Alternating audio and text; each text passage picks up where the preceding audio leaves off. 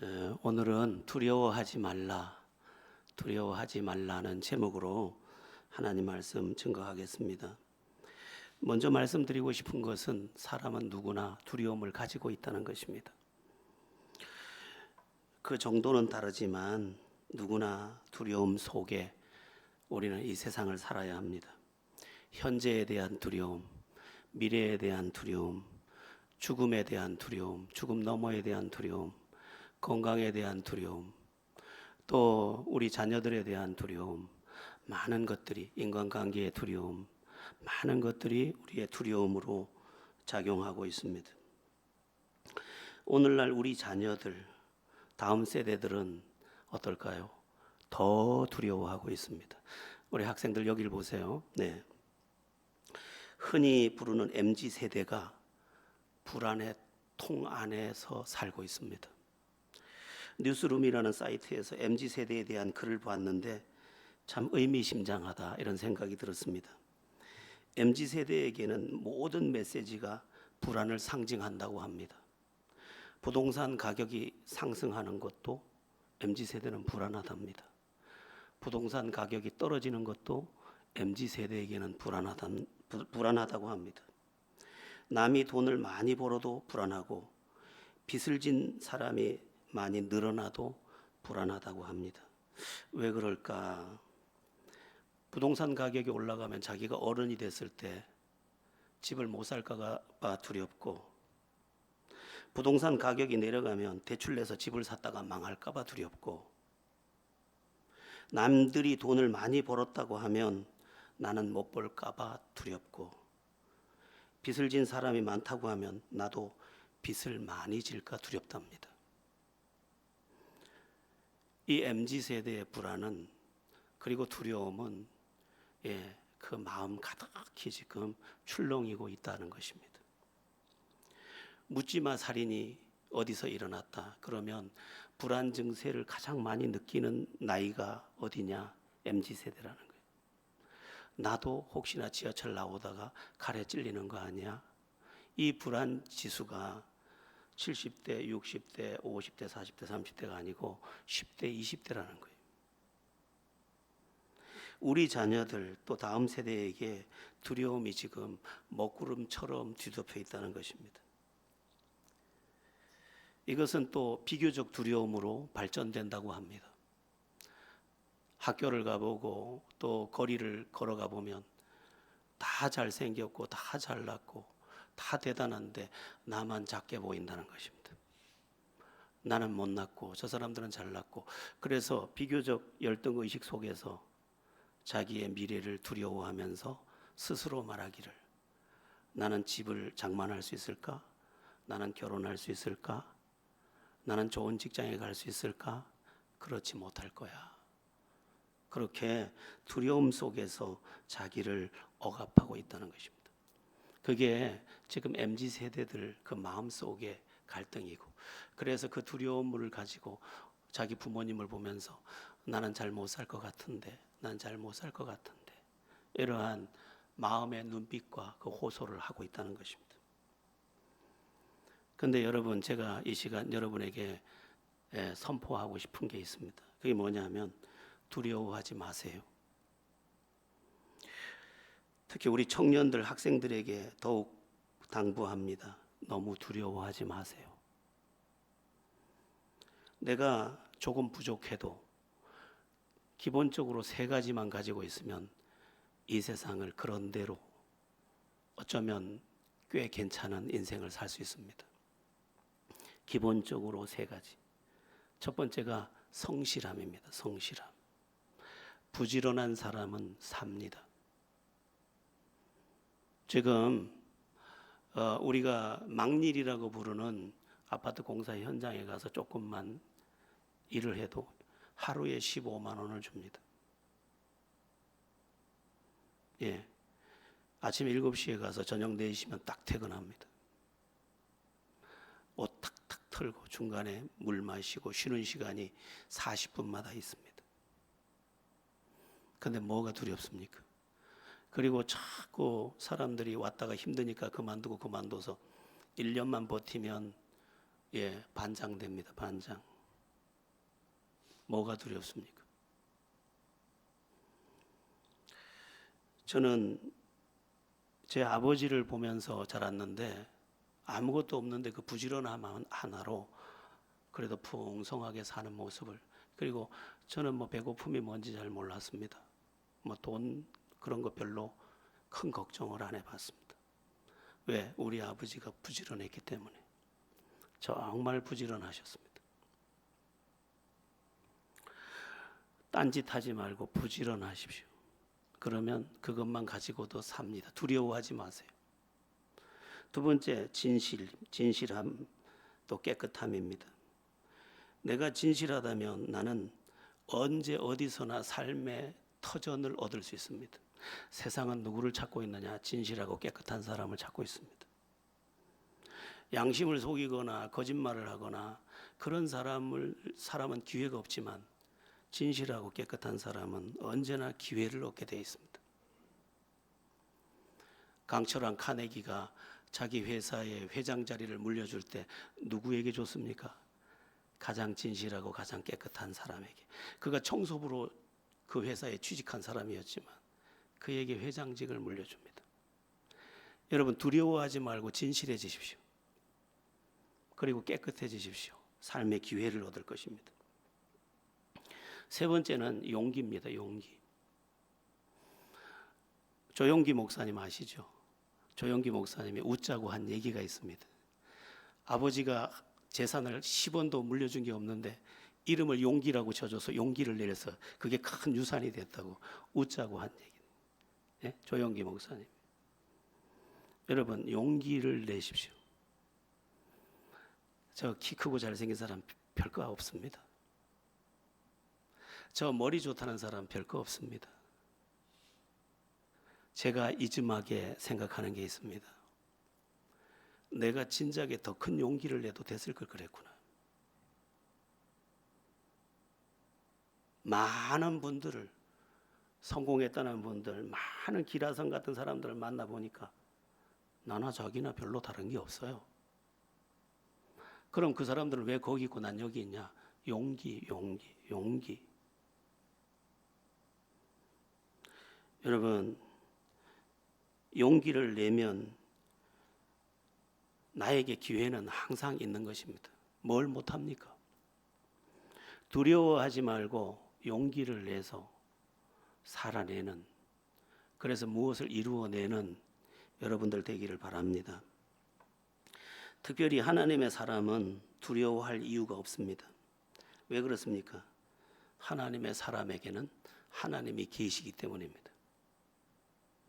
오늘 본문을 보면 10절이 아주 강력하게 말씀하고 있는데 참으로 유명한 말씀입니다.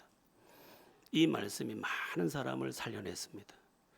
우리 한번 오늘 본문 이사야 41장 10절 합독해 보겠습니다. 두려워하지 말라. 내가 너와 함께함이라. 놀라지 말라. 나는 내 하나님이 됨이라. 내가 너를 굳세게 하리라. 참으로 너를 도와주리라. 참으로 나의 의로운 오른손으로 너를 붙들리라. 아멘. 하나님이 자기 백성에게 네 가지 약속을 하고 있습니다. 오늘 본문에만 네 가지 약속을 하는데, 내가 너와 함께 하겠다. 예, 내가 너를 굳세게 하겠다. 내가 너를 도와주겠다. 내가 너를 붙들어 주겠다. 네 가지를 말씀하고 있습니다. 뒤에 얘기하겠지만 이 네 가지 있으면 다 된 겁니다. 하나님이 나와 함께하고 나를 굳세게 하고 나를 도와주고 붙들어 주는데 무슨 걱정이 있겠습니까? 아무것도 걱정할 게 없습니다. 근데 문제가 있습니다. 그 문제가 뭐냐 하면 믿음입니다. 믿음.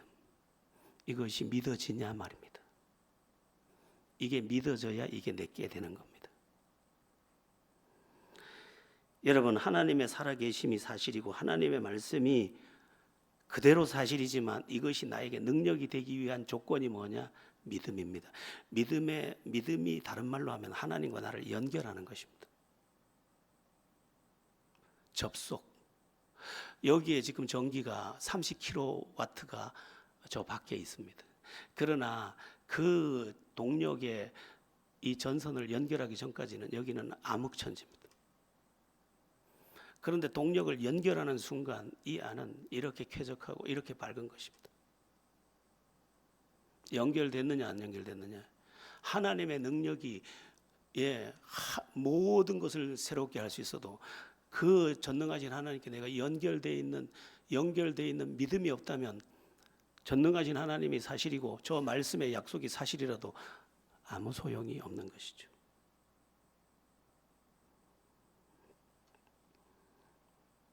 그래서 하나님의 말씀을 기가 막힌 말씀을 들었어도 소용이 없을 수 있습니다.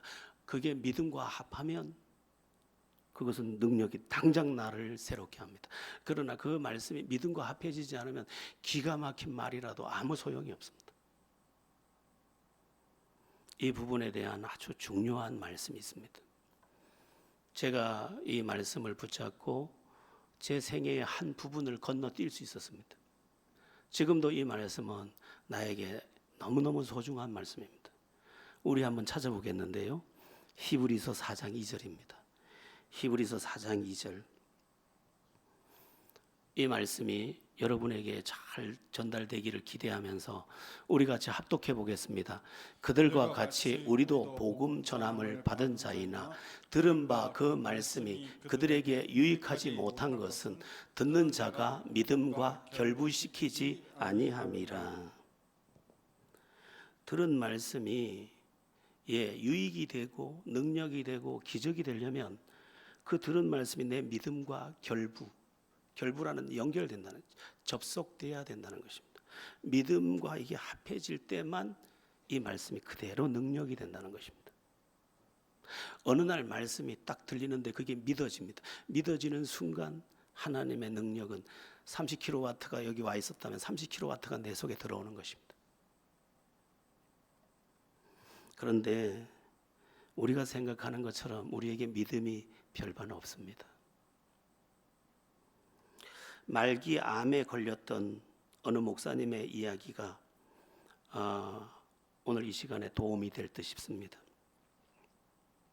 정우본이라는 목사님 이야기인데 총신대학원을 졸업하고 목회를 잘 하시던 목사님입니다.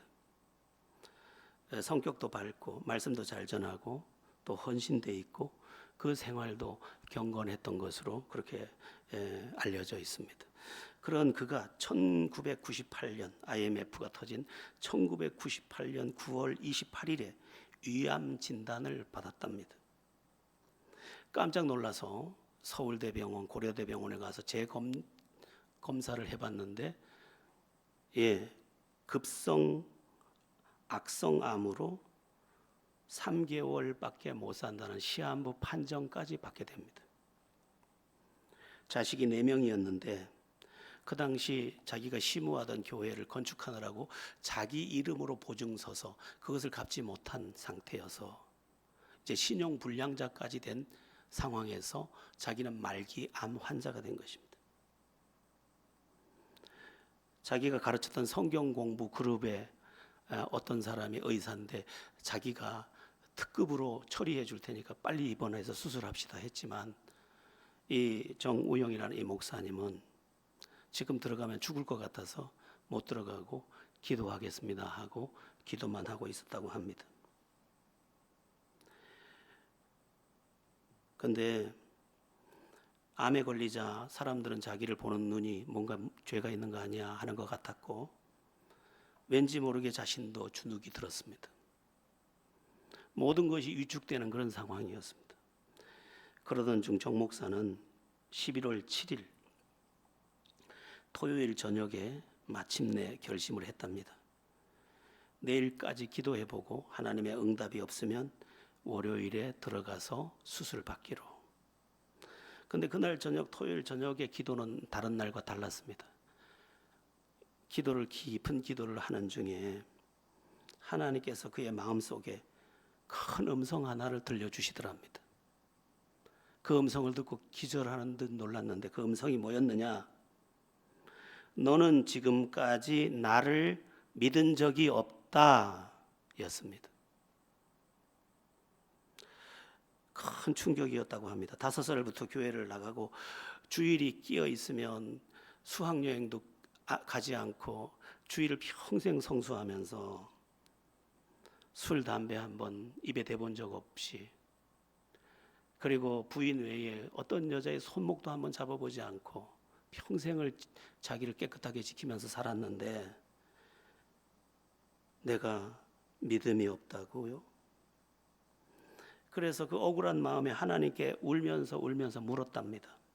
하나님, 어떻게 제가 하나님을 믿지 않았단 말입니까? 그러면 제가 구원도 못 받았단 말입니까? 그러자 하나님께서 대답하셨답니다. 너에게 구원받을 만한 믿음은 있었다. 그러나 너의 삶 속에서 진정으로 나를 의지하는 믿음이 없었고 나의 주권과 또 나에 대한 신뢰를 가진 적은 없었다. 그러면서 하나님께서 흰 종이를 내놓으라고 하고 흰 종이를 3등분으로 나누라고 해서 3등분으로 나눴더니 거기에다가 한 칸씩 글을 쓰라고 하더랍니다. 그래서 글을 받아 쓰는데 1. 허우적 2. 갈팡질팡 3. 불안초조 그 겉에다 네 이름을 써라. 그게 너의 모습이다. 연결해 보니까 허우적 갈팡질팡 불안초조 그게 믿음 없는 너의 삶이었다. 이렇게 말씀하더라는 것입니다. 이 목사님은 평소에 항상 웃는 얼굴이었고 말씀도 잘 전해서 좋은 목사, 믿음 좋은 목사로 알았는데 하나님의 평가가 그렇지 않더라는 것입니다. 하나님께서는 진실한 믿음을 가질 것을 주문하시면서 오늘 우리가 읽은 이사야 41장 10절을 소리내어 30번 읽으라고 하시더랍니다. 그래서 성경을 펴놓고 이 오늘 41장 10절 말씀, 이 말씀을 한 절 한 번씩 두 번씩 읽기 시작했답니다. 3번 읽고 4번 읽고 5번을 읽고 7번, 8번, 9번을 읽을 때쯤에 자기가 알게 됐답니다. 내가 이 말씀을 믿지 않고 있구나. 그 말씀을 수십 번 인용하고 외웠지만 이 말씀을 한 번도 제대로 믿은 적은 없었구나.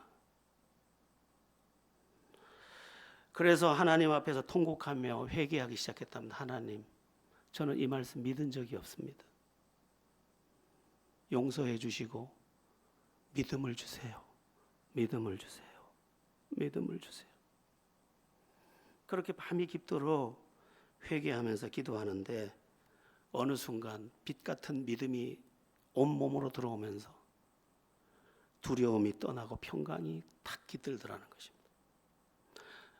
그런데 자기가 이렇게 고백하더랍니다. 하나님, 내가 지금 죽어도 하나님이 옳고 내가 살아도 하나님이 옳고 어떤 경우든 하나님이 옳으십니다. 그랬는데 갑자기 하나님이 천둥 같은 음성을 들려주시더랍니다. 너의 그 믿음이 너를 살렸다. 5일 후에 너를 진단하라. 그래서 5일째 되는 날 가서 검사를 했는데 세상에 이게 어떤 일입니까? 3개월밖에 살 수 없었던 그 몸이 깨끗하게 나았더라는 거예요. 순복음 교회는 이런 얘기하면 박수 치는데 박수 한번 칩시다. 박수. 순복음 교회는 가니까 내가 설교를 하니까요. 뭐 이런 말씀 나오면 박수를 막 치더라고요.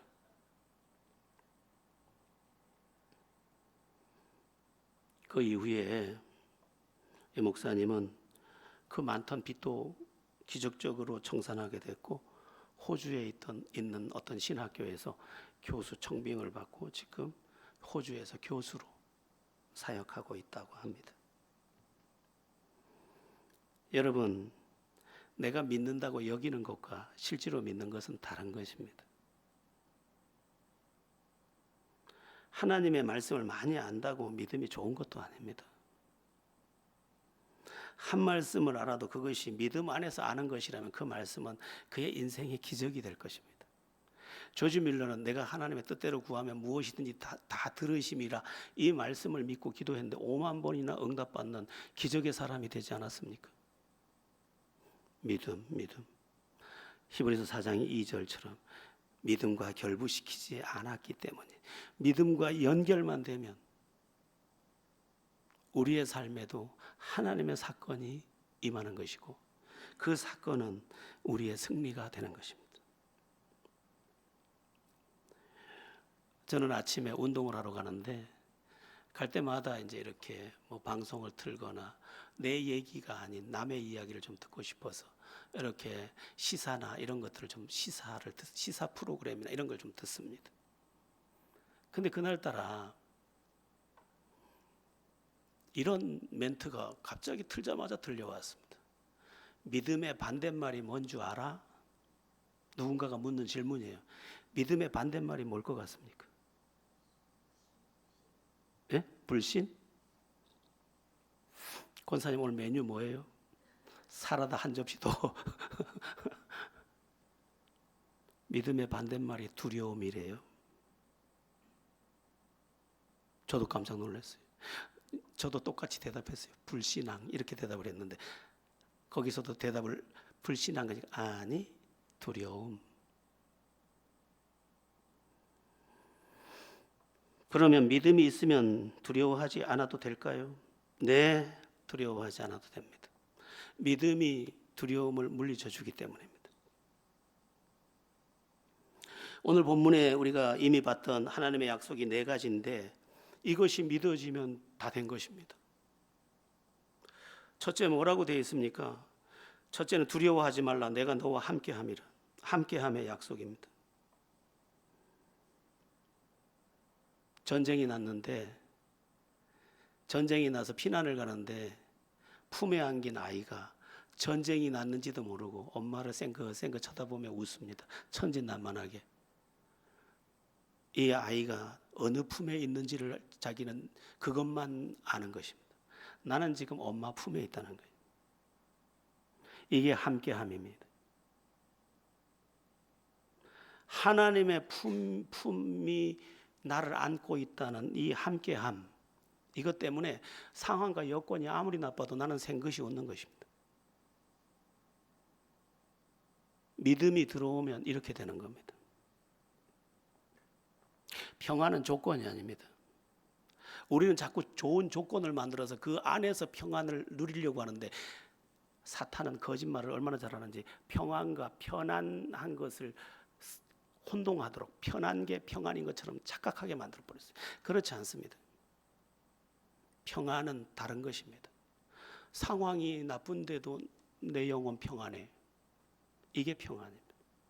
근데 함께함이 믿어졌다. 하나님이 나와 지금 이 순간도 나와 함께함이 믿어졌다. 그러면 평안한 것입니다.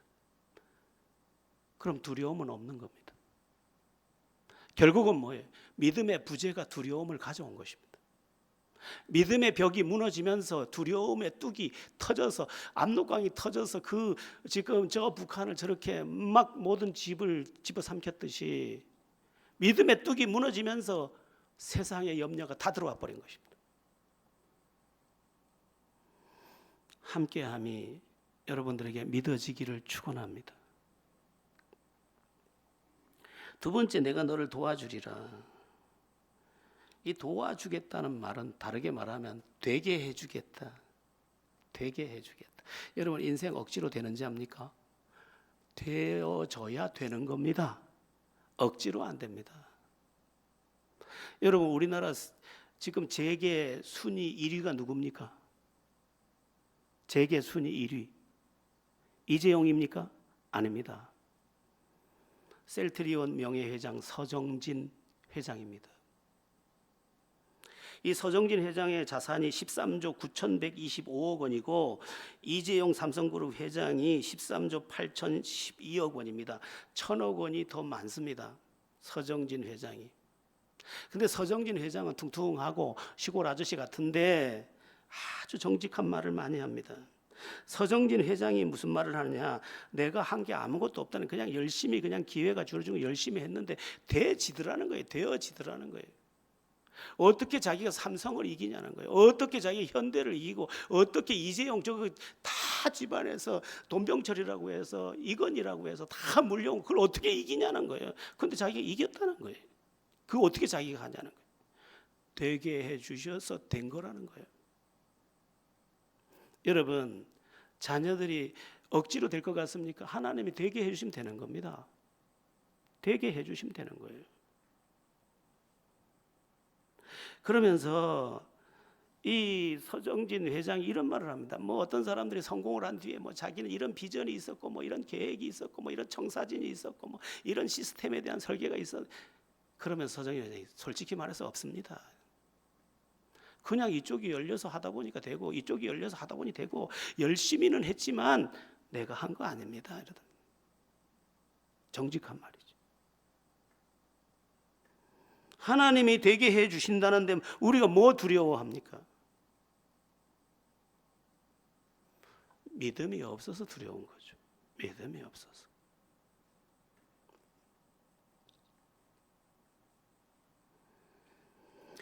세 번째, 내가 너를 굳세게 하리라. 이건 담대함과 용기를 주시겠다는 말이에요. 인생은요, 앞에도 이야기했지만 많은 승부가 어디서 나느냐? 담대함과 용기에서 납니다. 우리나라 양궁이 어떻게 저렇게 우승을 하느냐? 마지막 담대함이에요. 심박수가 다른 나라에 비해서 현저하게 낮습니다. 어떤 때는 심박수가 60이에요. 60. 60은요, 조용히 앉아서 책 읽을 때의 심박수예요.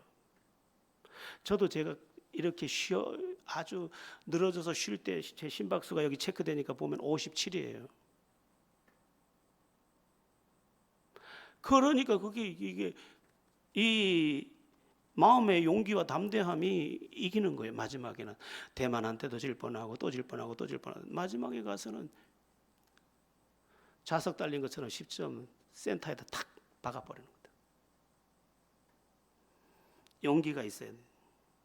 근데 용기가 내 안에서 잘 안 나옵니다. 하나님이 너한테 용기를 북돋아서 너 되게 해주겠대.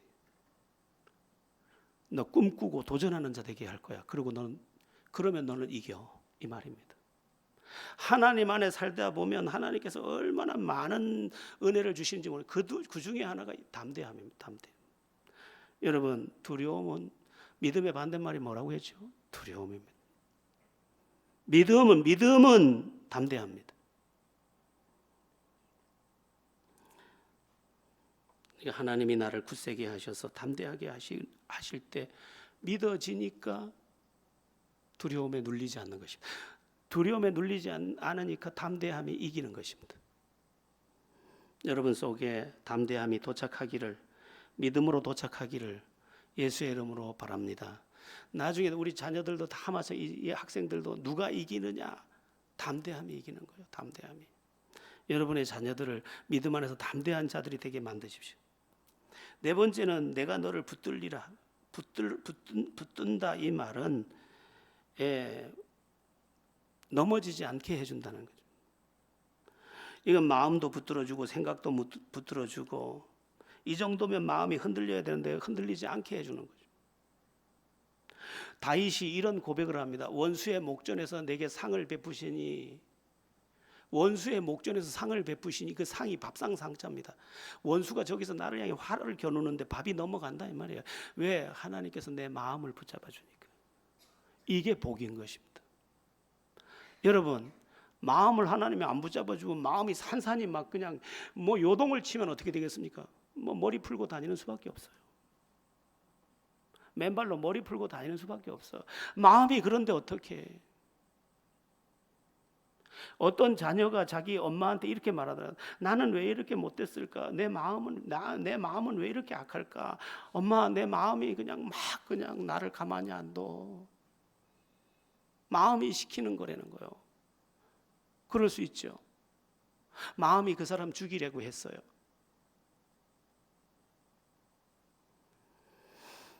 여러분, 하나님이 그에게 은혜 주시면 다 되는데 그 은혜가 어디를 통해 옵니까? 믿음을 통해 오는 거예요. 믿음을. 그래서 여러분 기도해야 될 기도 제목 중에 하나가 뭐냐? 믿음을 주세요. 믿음을 주세요. 믿음을 주세요. 아까 우리가 봤던 정 목사님처럼 제게 믿음이 없습니다. 믿음 주세요. 믿음 주세요. 내가 주님의 살아계심도 믿지 못하고, 주님의 함께하심도 믿지 못하고, 주님의 붙잡아 주심도 믿지 못하고, 주님의 도우심도 믿지 못합니다. 불쌍히 여겨주세요. 도와주세요. 용서해 주세요. 그러다가 믿음이 쑥 오고 하나님의 음성이 들어오고 믿어지면서 내 삶이 일어날 때에만 나는 두려움에서 자유를 얻게 됩니다.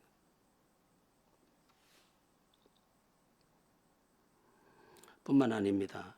11절에서 13절을 보면 나에게 분노하던 사람들이 수치와 욕을 당하게 하겠고 또 나와 다투는 자들을 망하게 하겠다, 이렇게 말씀합니다.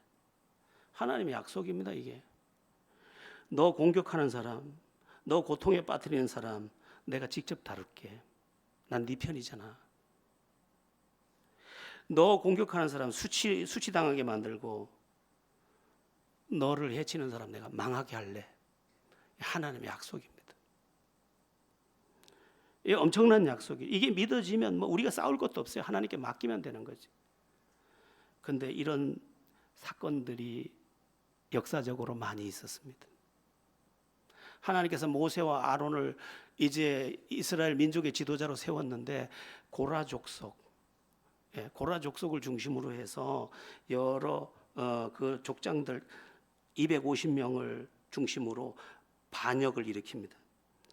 고라 자손, 다단 자손, 아비람 자손 온 이들이 당을 짓고 족장 250명과 함께 모세와 아론에게 찾아와서 하나님께서 왜 당신에게만 지도력을 줬느냐, 왜 당신이 다 하는데, 이렇게 지도력에 대한 도전을 합니다. 그러자 모세가 250명에게 향로를 가지고 오라고 합니다. 향로를 가지고 와서 그것을 하나님이 받으시면 그것의 주인공이 하나님이 세운 자인 줄 알 거라 했습니다. 결국 어떻게 되냐, 뭐 길게 얘기하면 이게 이 내용이 긴데, 하나님의 불이 그 대적하던 250명을 다 불살라 버립니다. 그리고 고라 족속이 한 마을에 거주하고, 한 지역에 거주하고 있는데 모세가 말합니다. 고라 족속에게서 다 벗어나라. 고라 족속을 제외하고는 다 벗어나라. 거기 있다가 너들 같이 망한다. 그리고 고라 족속 외에 다른 족속들이 다 피하자 하나님께서 즉시 모세의 말을 듣고 땅을 다 갈라서 살아있는 양과 소, 그들의 집, 그들의 자녀, 그들 자신까지 다 땅속에 생매장을 시켜버려요. 그러자 이스라엘 공동체가 조용해집니다. 그리고 또 따라갑니다. 여러분, 하나님께서 대적해 주시겠대요. 그럼 뭐 두려워요? 그냥 맡기는 거지. 하나님, 정말 많이 힘들어요. 많이 무거워요. 이 일 하나님께 맡길게요. 믿음만 있으면 그냥 맡기면 돼. 그냥 내가 싸울 필요 없는 거죠. 하나님이 우리의 삶 전체 속에서 정말 네가 믿음만 있다면 내 모든 것이 너의 것이야. 심지어 내가 너를 위해 직접 싸운다니까. 이렇게 말씀하는 것입니다. 알고 보면 믿음이 없어서 우리의 삶이 두려움으로 가득한 것입니다. 말씀은 들었는데 그 말씀이 믿어지지가 않아. 기도는 했는데 그 기도를 믿지는 않아. 하나님을 부르지만 그 하나님을 실제적으로 의지하지도 않아. 그래서 힘이 없는 것입니다. 그러니까 믿음이 진짜가 돼야 되는 거지. 그러니까 믿음은 없으니까 더 나은 어떤 말씀, 기가 막힌 말씀 들으려고 하는데 사실은 믿음의 문제인 거죠. 믿음의 문제. 사실 기독교는 기적도 동반되는 게 정상입니다. 그런데 믿음이 없어서 기적도 없어요. 마태복음 17장에 보면 어떤 사람이 간질병 걸려서 불에도 넘어지고 물에도 넘어지는 아들을 데리고 예수님께로 왔는데 예수님이 그 자리에 마침 없으셔서 이제 제자들에게 이 아들을 고쳐주소서 하고 부탁을 했는데 제자들이 고치지를 못합니다. 이제 산에 올라갔다가 내려오신 예수님께서 그 광경을 보고 이리로 데려오라고 그를 고쳐줍니다. 제자들이 묻습니다. 어찌하여 우리가 저 사람을 고치지 못하였나이까? 예수님이 대답하셨습니다. 믿음이 없는 영혼이라. 너희들이 부르짖었는데 믿음 없이 부르짖었잖아. 믿음이 하나님을 부르는, 하나님과 연결되는 통로야. 믿음이 없는 영혼. 기적이 일어나야 정상이야. 근데 믿음이 없잖아. 이렇게 지금 말씀하셨습니다. 그 내용이 마태복음 7장 17장 18절에서 20절에 나옵니다. 한번 제가 물을 마실 동안 같이 한번 마태복음 17장 18절에서 20절까지 합독해 보겠습니다. 합독합니다. 이에 예수께서 꾸짖으니 귀신이 나가고 아이가 그때부터 나으니라. 이때 제자들이 조용히 예수께 나와 이르되 우리는 어찌하여 쫓아내지 못하였나이까. 이르시되 너희 믿음이 작은 까닭이니라. 진실로 너희에게 이르노니 만일 너희에게 믿음이 겨자씨 한 알만큼만 있어도 이 산을 명하여 여기서 저기로 옮겨지라 하면 옮겨질 것이요 또 너희가 못할 것이 없으리라. 믿음은 산도 옮길 수 있대요. 겨자씨만한 믿음도 그 믿음이 실제만 된다면, 그게 실제적인 거라면 기적은 언제든 일어난다는 것입니다. 이제 마지막 이야기입니다. 믿음에 관해서 말할 때 마가복음 5장에 나오는 회당장 야이로의 이야기를 꼭 하고 싶습니다. 회당장 야이로의 딸이 병들어서 죽게 되었습니다. 다급했습니다. 병원도 원만하지 않던 그때에 이 회당장 야이로는 예수님이 떠올랐습니다. 예수님이라면 내 딸을 살릴 수 있다. 그래서 그냥 맨발로 뛰었는지 어떻게 뛰었는지 예수님에게 갑니다. 예수님에게 가서 내 딸 엎드려서 말합니다. 내 딸을 고쳐주소서. 그 얼마나 엄청난 간절함이었겠습니까? 근데 예수님께서 그 오는 길에 야이로를 따라서 그 딸을 고쳐주러 가려고 하는 그 길에 다른 병자를 만납니다. 혈루병 여자입니다. 그래서 혈루병 여자를 고치느라고 일이 지체됩니다. 근데 그때 회당장의 그 식솔들 중에 하나가 와서 이야기를 합니다. 야이로에게 당신의 딸이 죽었습니다. 이제 소용없습니다. 죽었습니다. 근데 그때 예수님이 너무 중요한 말씀을 하십니다. 뭐라고 말씀하시느냐? 두려워하지 말고 믿기만 하라. 한번 따라해 보겠습니다. 두려워하지 말고 믿기만 하라. 이게 주님이 너한테 끝장났다는 소리, 그 소리 듣지 마. 내 소리 들어, 내 소리. 여러분, 너무 사람들이 우리 보고 당신 안 된대, 끝장났대, 죽는데 너무 듣지 마세요. 주님은 뭐라고 말씀하고 싶어요? 두려워하지 말고 믿기만 하라. 전 이 말씀이 너무 좋아요. 하나님, 이제 길이 있는 걸까요? 길이 안 보여요. 종아, 두려워하지 말고 믿기만 하라. 사람들이 이렇게 하고 이렇게 한대요. 종아, 두려워하지 말고 믿기만 하라. 그 결론이 뭡니까? 회당장 야이로의 집에 갔더니 벌써 초상을 치르려고 막 꽃을 만들고 이제 상여를 꾸미려고 하고 있는 거죠. 그런데 주님이 가서 그 사람들 숲에서 이렇게 말합니다. 죽은 것이 아니라 잔다. 죽은 것이 아니라, 예수님에게는 죽은 게 없어요. 주님이 깨우면 되니까. 죽은 것이 아니라 잔다 하니 사람들이 비웃더라. 여러분, 우리의 믿음이 비웃음을 당하는 날도 있어요. 에? 목사님, 맨날 목사님 하나님 살아계시다면서요. 비웃음의 소리가, 그 콧소리가 귓가에 들릴 때가 있습니다. 그런데 주님이 뭐라 그래요? 두려워하지 말고 믿기만 하라. 결국 예수님께서 야이로의 딸을 살려 일으키고 그곳에서 하나님의 살아계심과 예수님의 구세주된 기적의 증거를 나타내 주셨습니다.